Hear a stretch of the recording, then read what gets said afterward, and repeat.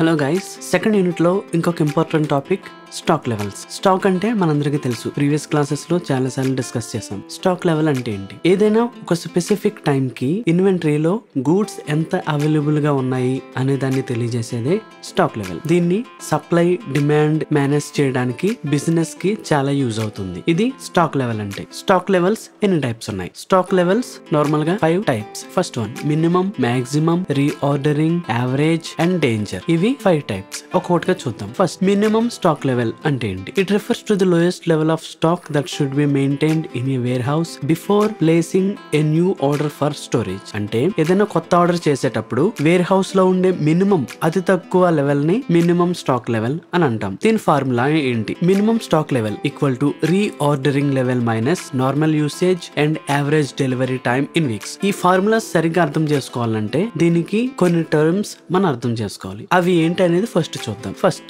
Important terms లో reorder level అంటే ఏంటి? It is the stock level at which new orders need to be placed to replenish inventories. మళ్ళీ stock ని ఇన్వెంటరీలోకి add చేయాలంటే ఎంతైతే లెవెల్ ఉండాలో అది రీఆర్డర్ లెవెల్ అని అంటాం. Normal usage is the total number of products consumed over a given period. ఒక గివెన్ పీరియడ్ లో ఎన్ని ప్రొడక్ట్స్ అయితే యూస్ చేశారో దాని టోటల్ నెంబర్ ని నార్మల్ యూసేజ్ అని అంటారు. Average delivery time in weeks అంటే ఏంటి? It is the time taken for a new stock to arrive in the wear house after placing the order. మనం ఆర్డర్ పెట్టాక ఆ ఆర్డర్ ఎన్ని రోజుల్లో మనకి రీచ్ అవుద్ది అని తెలిపేదే ఈ యావరేజ్ డెలివరీ టైం అన్నమాట. రీఆర్డర్ క్వాంటిటీ అంటే ఏంటి? It is the number of units that a warehouse staff orders every time when the stock reaches the reorder level. Reorder level reach అయినప్పుడు ప్రతిసారి కూడా స్టాఫ్ ఎంత క్వాంటిటీ అయితే ఆర్డర్ చేస్తారో అది రీఆర్డర్ క్వాంటిటీ అని అంటాం. మినిమం యూసేజ్ ఏంటి? The lowest number of products sold per day. ఒక డేకి ఎన్నైతే ప్రొడక్ట్స్ అమ్ముతామో అది మినిమం యూసేజ్. నార్మల్ అంటే ఏంటి? గివెన్ పీరియడ్ లో ఎంత అయితే యూస్ చేస్తామో అది normal usage. Minimum delivery time required for the new stock to arrive in the warehouse. Warehouse కి ఎంత టైం పడుతుంది రీచ్ అవడానికి న్యూ స్టాక్ అని చెప్పేదే మినిమం డెలివరీ టైం. ఓకే, ఇది మనం అర్థం చేసుకోవాల్సిన ఇంపార్టెంట్ టర్మ్స్. ఈసారి ఫార్ములాస్ చూద్దాం. మినిమం స్టాక్ లెవెల్ అంటే ఏంటి? కొత్త ఆర్డర్ పెట్టాలంటే మనకి స్టాక్ లెవెల్ ఎంత మినిమం ఉండాలో తెలిపేదే మినిమం స్టాక్ లెవెల్. దీనికి రీఆర్డర్ లెవెల్ అంటే ఏంటి?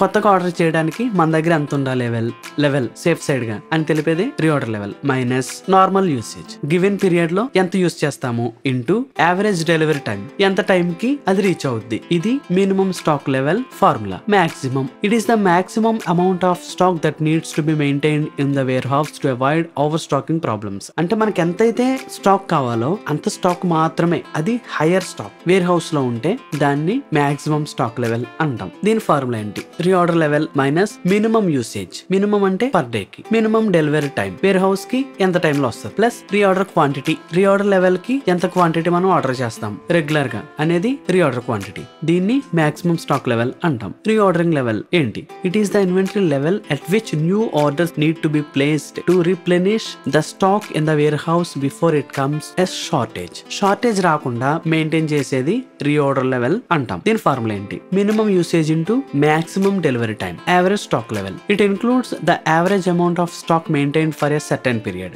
ఒక సర్టెన్ పీరియడ్ కి ఎంతైతే స్టాక్ మెయింటైన్ చేస్తామో దాన్ని యావరేజ్ గా తీసుకుంటాం. అది యావరేజ్ స్టాక్ లెవెల్. సింపుల్, ఇందులో ఏమి అంత కష్టం ఏమీ ఉండదు. Average stock level formula minimum stock level into half reorder quantity.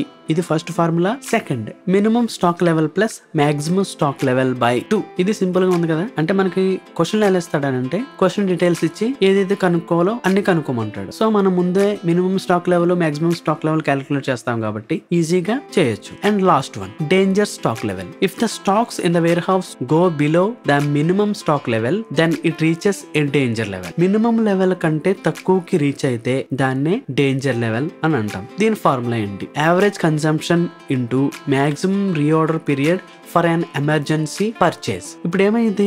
Minimum level కంటే తక్కువైపోతే ప్రొడక్షన్ ఆగిపోద్ది, దానివల్ల చాలా అమౌంట్ లాస్ వస్తుంది. అలా రాకుండా చేయడం కోసం ఎమర్జెన్సీ పర్చేస్ చేస్తే ఎంత పర్చేస్ చేశారు, ఎంత టైం కి పర్చేస్ చేశారు, అది maximum reorder period for an emergency purchase. Okay, అర్థమైందా? ఒక ప్రాబ్లం చూద్దాం. Material A is used as follows. First maximum usage in a month 60 units, minimum 400 units, average usage in a month 450 units, lead time maximum 6 months, minimum 2 months, pre-order quantity 1500 units, maximum order period for emergency purchases 1 month, అంటే 1 month ముందే ఎమర్జెన్సీగా purchase చేస్తారు. ఏం calculate చేయాలి? Pre order level, maximum, minimum, average stock, danger. మనం ముందు discuss చేసిన 5 కూడా ఇక్కడ క్యాలిక్యులేట్ చేయాలి. ఫస్ట్ ప్రీ ఆర్డర్ లెవెల్ అంటే ఏంటి? Minimum usage into maximum delivery times. Minimum usage ఎంత?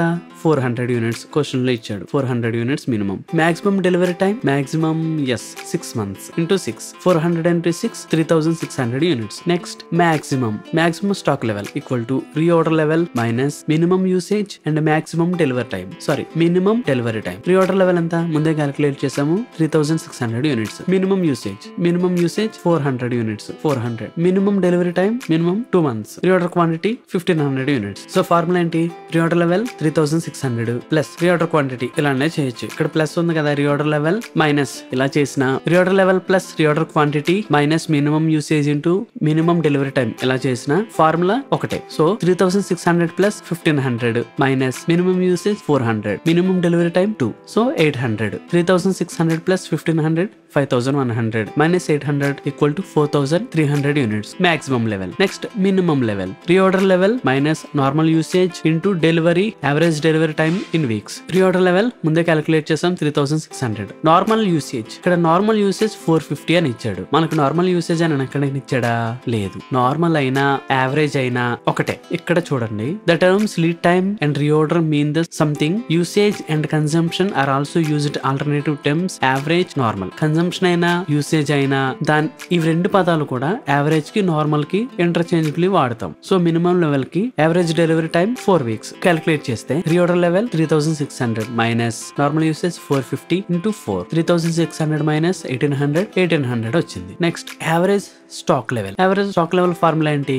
Minimum stock level plus half of the reorder quantity. దీనికి 2 formulas కూడా చేయొచ్చు. మినిమం స్టాక్ లెవెల్ ఏంటి? 1800 into reorder quantity 1500. 1800 plus half చేస్తే 1500 ని 750 వచ్చింది. 1800 750 కలిపితే 2550 units.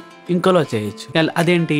Minimum stock level 4300, maximum 1800 by 2 చేస్తే 3050 యూనిట్స్ వచ్చింది. Right. Last one, danger level. Average consumption into maximum reorder period for an emergency purchase. Average consumption ఎంత? 450. Maximum reorder period 1 month. So 450 into 1 month 450 units. ఈ విధంగా calculate చేయొచ్చు. మీకు ఇందులో ఏమైనా doubt ఉన్నట్లయితే కామెంట్ చేయండి, ఆర్ దీని మీద ఇంకా క్వశ్చన్స్ కావాలన్నా కూడా కామెంట్ చేయండి. Thank you.